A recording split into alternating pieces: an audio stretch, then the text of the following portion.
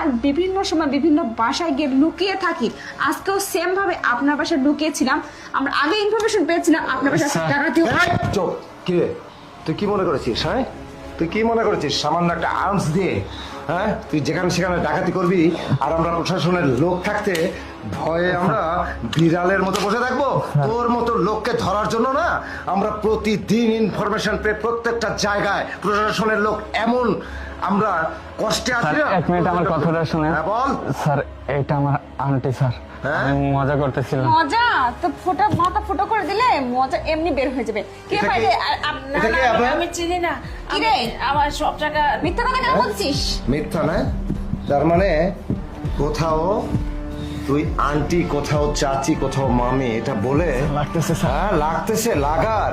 এইখানে যখন ফাঁসি লাগিয়ে ঝুলিয়ে দেবো না তখন বুঝতে পারবি যে ডাকাতি করার কত মজা। যাই হোক আপনারা সাবধান থাকবেন, কারণ প্রত্যেকটা জায়গায় প্রতিনিয়ত কিন্তু এই ধরনের অকারেন্স হচ্ছে। সুতরাং আপনারা এই দরজা যেগুলো আছে সবগুলো লাগিয়ে স্যার রাখবেন। অবৈধ হ্যাঁ এটা রাখেন, জব্দ করেন।